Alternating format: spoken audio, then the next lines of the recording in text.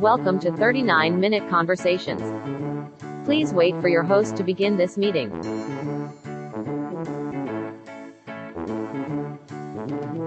Your meeting is now being recorded.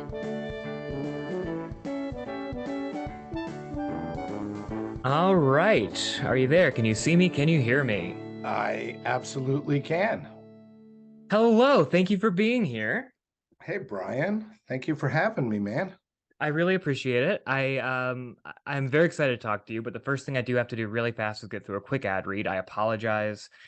The business of podcasts, I know you get it. This week's episode of 39-Minute Conversations is not technically presented by Physical Media.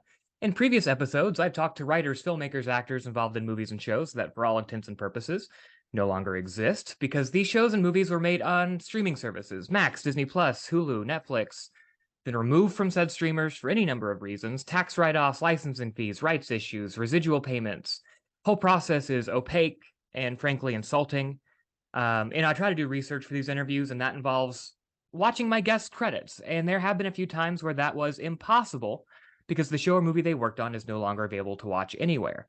And as annoying and frustrating as that is for viewers, imagine how that feels for the creators to pour all that passion and hard work into a project for it to disappear. Streamers have made watching content convenient, sure. Lord knows I pay for my fair share of them. But movies and shows disappear all the time, jumping from service to service or becoming unavailable entirely. Even buying a digital copy of a movie isn't really buying it. If that service loses the rights, that movie is going to vanish from your library. The truth is, streamers have changed the industry, how content is watched, what content is available, and importantly for us in the industry, how content is made and how we are paid. It's a big part of the reason we're on strike. Our work is not content. It is an art form. It deserves to be treated as such, and we deserve to be paid like what we create matters because it does. So studios, yes, even streamers, if you're going to keep vanishing our shows and movies with no regard for their creators, the least you can do is maybe make them available to put on our shelves. And hello, I'm Brian T. Arnold, and this is 39-Minute Conversations, a podcast about reconnecting with old friends and making new ones. But I've only got 39 minutes to do it because I will not be paying for Zoom Pro. We're in the middle of a new series where I'm sitting down with people who have been out on the picket line, standing in solidarity with the WGA. And my guest today is an Emmy-winning writer and producer. His credits include Ghostwriter, Girl Meets World, and Boy Meets World. Please welcome Mark Blutman. Brian, that's amazing. Well worth the 3 minutes, and now we're down to 36. So let's go. Okay, let's get awesome. Thanks so much. We don't know each other yet, Mark. This is the first time that we have spoken, and I have to admit, I'm actually a little anxious, a little nervous to be talking to you. I've been watching your work for many years. Boy Meets World was a formative show for me. It's something that I still watch pretty often. So I just want to say first, thank you for taking the time to sit down with me. It really means a lot. I can't say how much I appreciate it. Listen, Brian, chill, relax. I promise I am the easiest, most easy to get along with, accessible. People know me from social media, and I can't tell you the amount of times that I just say yes to anything that's asked of me. This was easy, but I mean, I actually have a show in development pre-strike with a writer that found me, was a fan of mine, reached out to me on Twitter. We did a Zoom, and now we have a show that's set up at MGM, and would like. What you're telling me is my ask was too small. I should have asked you for something a lot more. I was hoping and ready for you to say, "Hey, will you co-host the next 100 episodes of my pod?" And I would have said, sure. I just had people available for me when I started. I was very fortunate. I had incredible people in my life, both professionally and in my inner circle. And it's not even, pay it back, pay it forward. It's not even any of that, Brian. It's just, it's just doing the right thing, right? Yeah. But I also respect those that are different and, sure. Don't like strangers, hitting them up with asks and stuff. I get both sides. Sure. And there's always a way to do it too. I remember a couple of years ago, I posted about both my parents getting COVID before vaccines, and they were a mess. And I was imploring people not to travel around the holidays. And I had, thousands of replies like, "Oh my gosh, Mark, so sorry, prayers up, thinking about your parents." And I had somebody DM me and asking if I'd like to be distracted by reading his pilot. Ugh. So Yeah. Not the best way. Not the best way. How are your not the parents? best. How are your parents doing now? Is that okay if I ask that? Of course you can ask. They survived. Thankfully, it didn't attack their lungs and they were never intubated, but they're not the same. Before COVID, they were living on their own. And now they're in a nursing home. They're 89 and 85, and they're here in Vegas, which is why I'm here a lot. I've had a second place here for years, and they're around, so that's the blessing. But Yeah. Life's hard for them. I'm sorry to But hear thank you that. for asking. I appreciate it. Of course, thank you for doing it. I do, speaking of COVID, I do try to start these interviews kind of the same way. I'm very similar to you in that I do try to I'm still careful about COVID. I'm still being on the picket lines is still something that I'm this is the first time I've been around a lot of people in a while. And the reason I started this podcast before COVID, I was doing a lot of improv and sketch comedy and a lot of live comedy. And this became sort of my social and performative thing that I do. So, how have how the last 3 or so years changed you? How are you maybe different than you were when this all started? What have you learned about yourself, etc.? Honestly, I don't think I've learned anything from COVID other than the sad reality that we as a country will let absolutely anything politicize us. Yeah. And that to me is sad. That, a simple disease can't just come in and we react to it in the most positive way we can. Why can't we just do that? Why does it have to bring all this, baggage of, left and right, good and bad, and it just, so seeing how it became so divisive, was a reminder of, not only are we a broken industry, which is what we're mostly here to talk about, but we're a broken country as well. Absolutely. So that's kind of what I learned, that, good people will be good people will be caretakers and, extend themselves to elevate and enrich others. And then, people who are looking for a fight will use any opportunity for a fight. Yeah. That was the very sad lesson that, I feel the same way. It's the beginning of COVID in a weird way. It was almost hopeful in terms of oh, this will bring us together and we can all if we pitch in together, things will not be what they actually turned out to be. And it just was a reminder, or even just an example of is there actually anything that will bring us together anymore? And I don't know if there is. Let's get into what has been and continues to be the biggest story in at least our circles, the WGA strike. Just first of all, human to human, you're on the picket lines a lot. How are you holding up during all this going on? I'm 62 and a half, about to be 63 in August, and I'm in decent shape, but I'm doing 2 studios a day. And so at least 6, sometimes 8 hours a day. I had to take a break both physically and mentally, and I went to Vegas for one of my son's 23rd birthday last week. Happy birthday. And I'll let him know. Please. He said, "Hey, where's my flowers from Brian? No wishes." They're on the way. Yeah. Now we're there. So and then I stayed. I'm still here, and I'll be back on the lines Monday morning of next week. But it's pacing yourself. It's trying to remain upbeat, and the difference in this strike is there's more anger.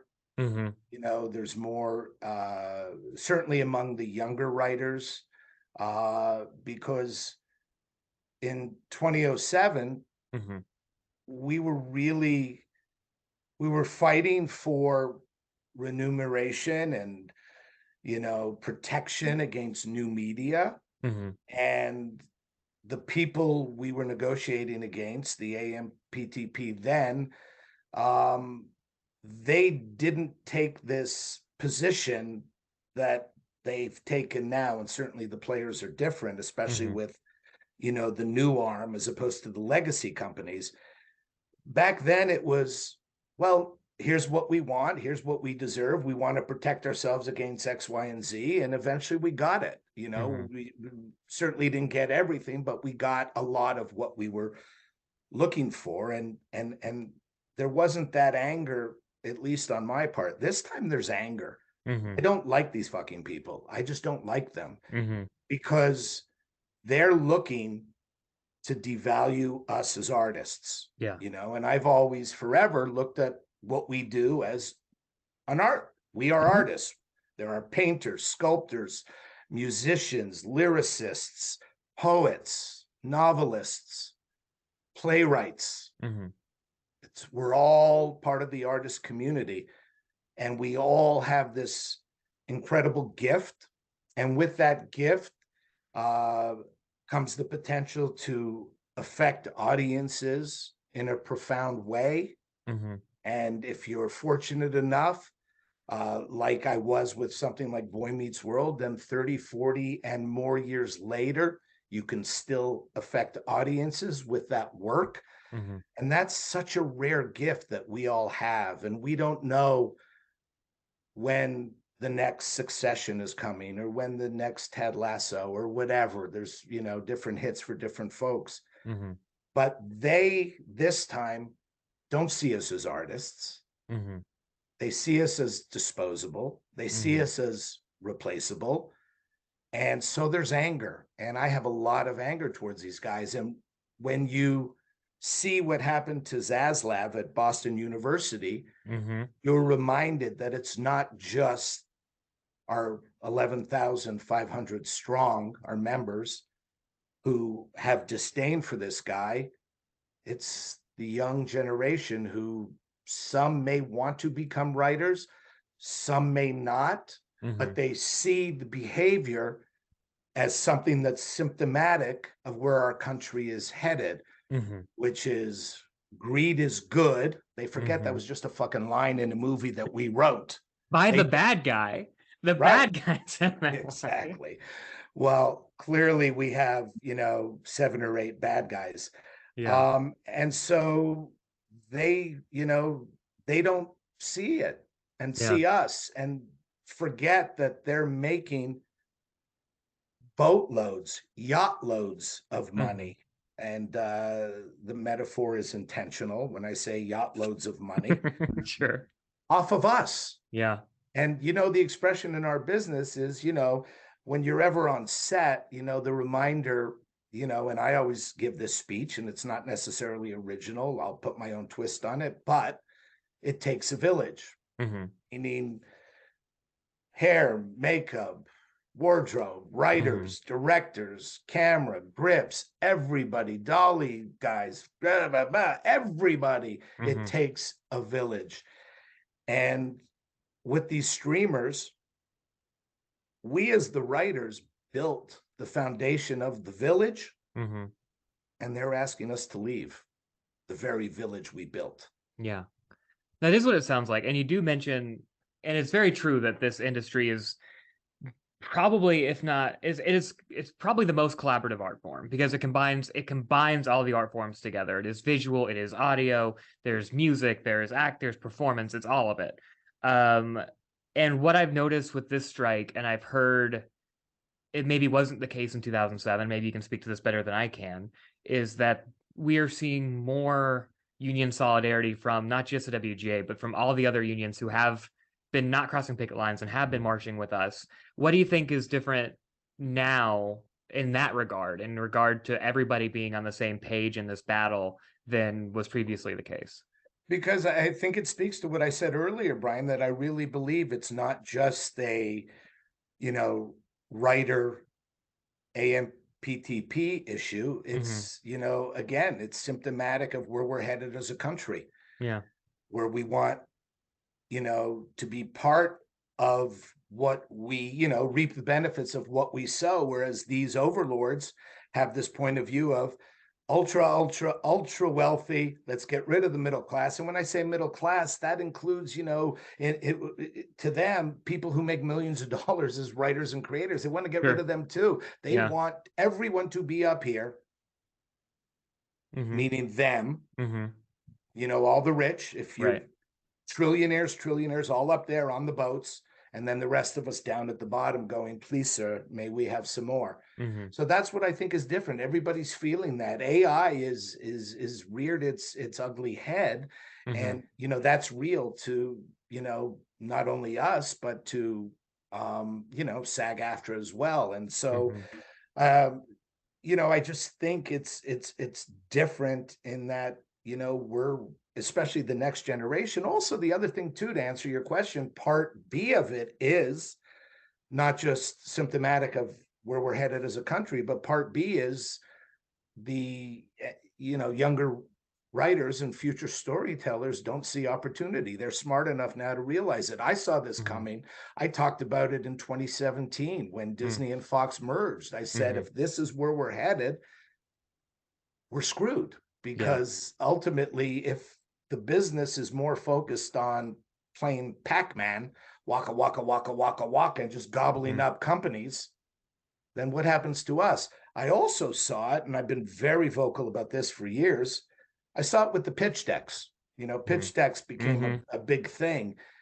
And I went, no, this is, again, a result of our business being broken.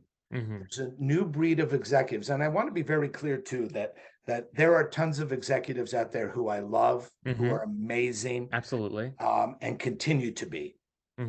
But when I talk about, the executives, the new breed, there's a whole group of people in there that are following the leadership or were brought in by their leadership. And they have a different way of doing business. And sadly, they are not equipped to sit in a room with us and have me articulate a story. And they absorb that story and then go to their boss. If they're not of rank to buy it themselves, they have to go to the next, exec up. They're not equipped to tell that story, which is, a lot of them came from tech. A lot of them came from advertising. Pitch decks is an advertising thing. I can promise you, almost no deals were made because somebody put together an awesome bunch of pictures. I could sit in a room and tell a story, because I'm a storyteller. And I can make an executive feel, maybe cry. I've made executives cry before when I've cried in a room telling a story. A pitch deck can't do that. But when I saw all that, I said, no, again, that's just a symptom of a broken business. We have executives that don't know how to take in a story and then retell it. And so they need pictures. So now, all of a sudden, and the managers and agents, they do whatever they're told by the exec. So they would come back and tell people, pitch decks. That's when I knew, like, we were slowly fracturing. No, you're speaking really clearly to the sort of the Silicon Valleyization, MBA-ification of this industry. I was listening to go back to one of your points. I was listening to a podcast with Adam Conover, who's on the negotiating committee. He was talking about when he got his first TV show, he pitched it to TBS, TNT, finally landed on True TV. And nowadays that would just be pitching to Warner Discovery, because they own all of that. Disney now owns Fox. It has become, and I was speaking with another writer who, on the negotiating committee, who was talking about how what we're basically seeing is almost an Uber is like turning what Silicon Valley has done to like cab companies with Uber or food delivery with everything. They come in, they break it to create a new system, and I think this is the first time, unfortunately, with the way labor is in this country and the way unions have been devalued, this is the first time that they are like facing an industry that is so unionized. So how do you see Do you think they saw this coming, like in terms of the power of the union standing up to them? And how do you see this ending? I don't know if they saw it coming, because I have very little respect for most of the higher ups there, in Mm-hmm. that when you see a guy like Zaslav, who is so tone deaf Mm-hmm. to how people feel about him, who in the middle of a strike, is not shy about, photo ops at, con, and, Yeah. talking, having guests. Oh, we're in a recession. Look, only 2 yachts. We used to see 20. They don't get it. Look, we saw what happened last week when they rebranded as Max, Mm-hmm. and all the credits, the written bys and directed bys, were removed. Mm-hmm. And then WGA and DGA make, in tandem statements. And then Max fires back with, "Oh my gosh, we're sorry. That was a technical oversight." Mm-hmm. No, There's no that was in way. the work Yeah. for 8 months. So, you know, do they were they aware of our power? Were they aware of, Lindsay Doherty, the most badass, Such a awesome? badass. She is so cool. Yeah. I think she is the crush of every writer this summer, Absolutely. For people who don't know, man she's and woman. Yeah. yeah, for people who don't know, she's the head of the Teamsters here in LA, and she's just very inspiring and very tough, and everyone's in love with her, as they should be. She has a tattoo of Jimmy Hoffa on Yeah. her She's a arm. So I yeah, mean, that tells you a lot about her. what's hotter than that? But no, she's amazing. So did all these people expect us to have this kind of backing? Um, Probably, but where they underestimated this go round is the power of social media. I was interviewed by Deadline recently, and they asked me about this strike in the, era of Twitter, et cetera. And I Hmm. said, dude, I said, we have a free PR machine running 24/7. Yeah. So when a guy like Zaslav goes up and the student body chants, "Pay your writers," Hmm. or fuck you, Zaslav," or any of those, and we can just circulate that Hmm. over and over again. Did they expect that? Did they think of that? No. Um, what I believe, you know, it'll take is a guy like Iger Hmm. from one of the legacy companies Hmm. standing up in the room, you know, just having enough of the spirit of Walt Disney inside him, Hmm. in that making magic, suspending belief and story for some, taking people on journeys, all that stuff, Hmm. having just enough of that in him, and representing legacy companies, and respecting writers, and realizing that, all the dollars and cents are made off of our stories, that he'll stand up in the room and say, let's make a deal, kind of thing. Hmm. It's not going to be, Carol Lombardini. I mean, No.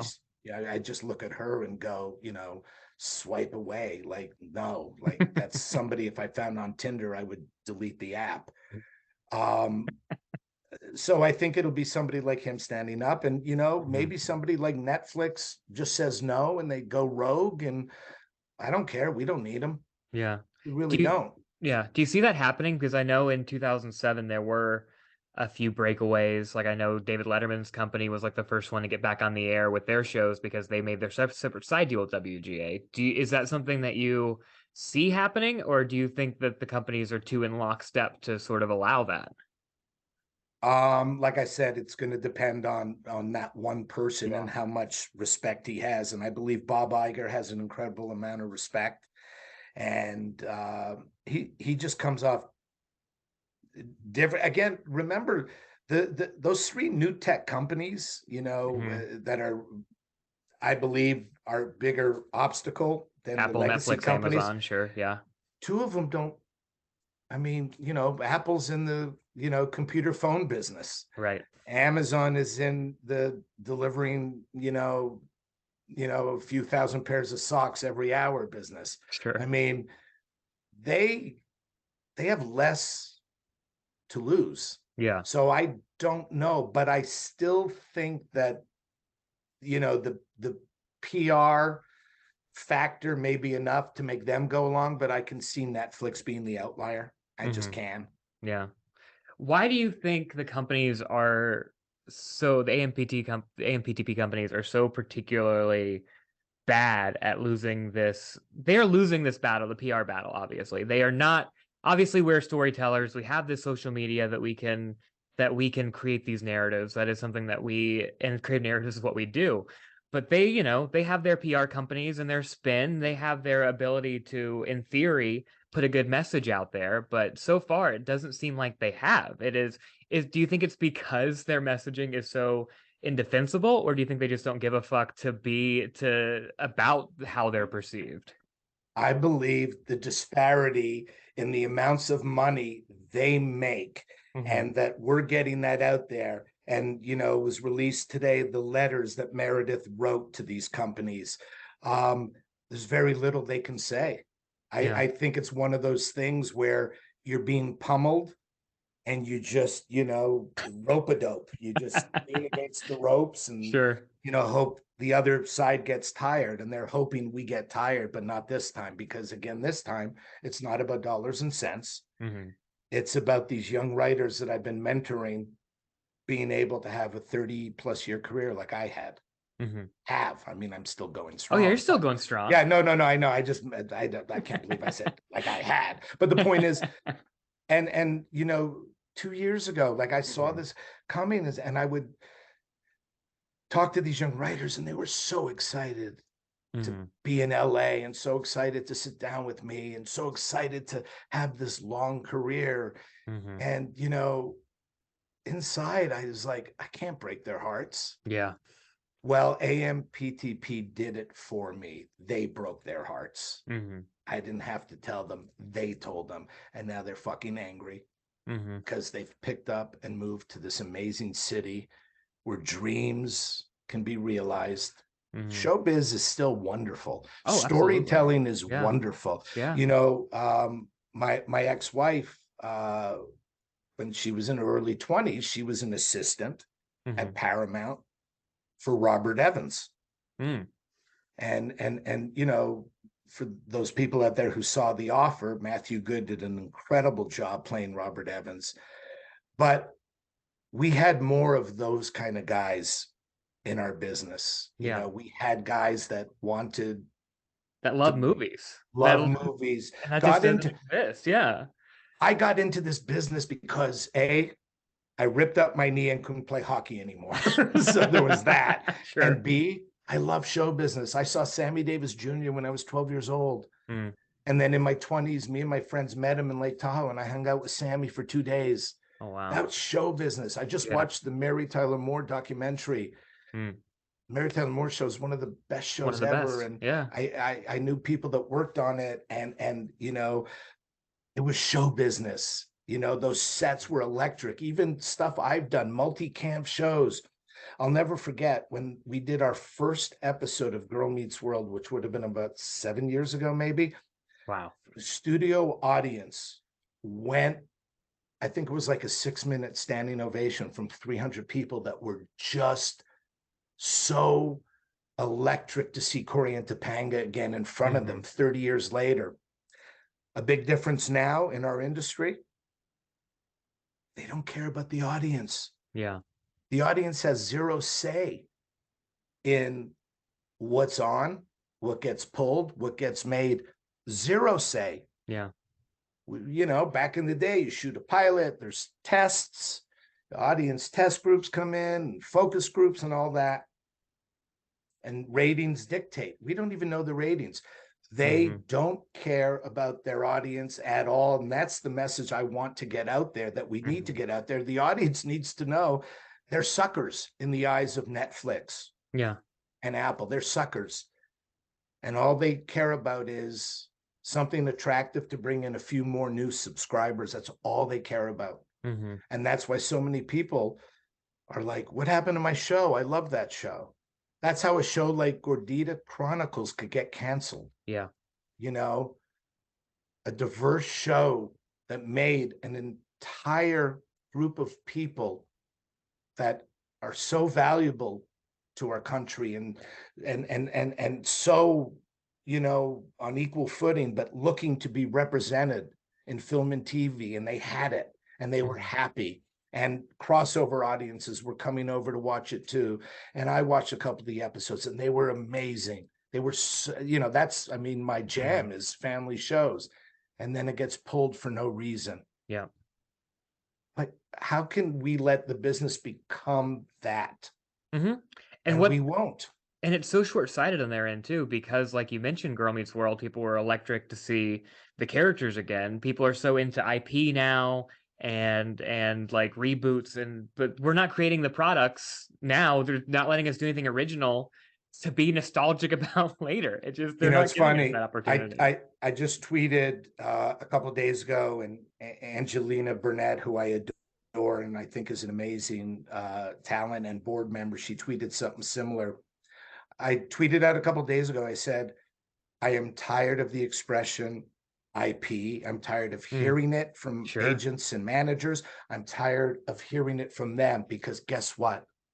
Every fucking thing we write is IP. Yeah. It's all intellectual property. And then we sell copyright, the rights, etc., to a studio, a network, whatever. It's another lazy cop-out.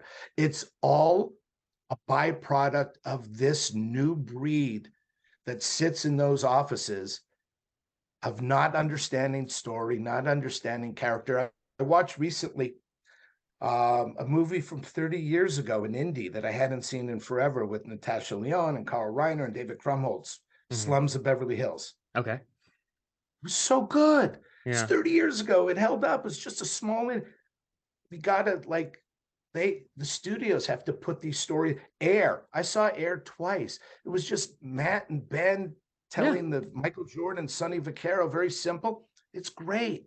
The audience is too smart, is smarter than these execs.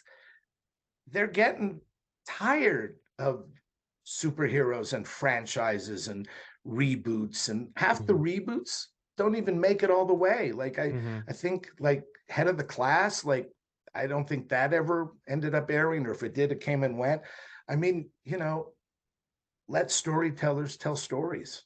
I totally agree. And speaking of stories, I would be remiss if I didn't use our little bit of remaining time, talk a little bit about Boy Meets World. As I mentioned up top, formative for me in a number of ways. It was maybe the first time I fell in love with the show. It helped form me as a human, as my sense of humor, made me realize I wanted to be a writer before I knew what that meant. What does it feel like to have been part of a show that has had that kind of an impact on people? Because it's definitely not just me. There are a lot of writers who talk about Boy Meets World that way. I'm friends with Kristen Tepper, who was a former guest of this podcast, who tweets about Boy Meets World a lot. It's something that we've mentioned to each other. So how does that feel, just being part of something that has this kind of legacy and has lasted for so long? It's overwhelming, and I'm humbled, and I get tweets and DMs almost daily. And I try and reach out with grace, because it is a blessing. I mean, to have been part of a legacy show and know that when I leave this business, I'm leaving iconic episodes of television behind. And I ran that show for 2.5 years in the middle. And I think I wrote about 20 of them. And just last week, I was on a bunch of podcasts, and Pod Meets World also was the Thrill in Filler, the episode where we had Vader on, the wrestler, and people were talking about it as being one of the more iconic episodes ever. And so I was doing a lot of interviews, and it's absolutely humbling. It's something I can always throw in my kids' face when they diss me. And the thing of it is, Brian, when we did Boy Meets World, we had no idea, because there was no internet. The internet was just kind of starting, and there was, we were a hit. We knew that, TGIF, sometimes, 20, 22 million people would watch a show. But it was years later when we were probably the first. I don't like calling Girl Meets World a reboot. To me, it was a continuation.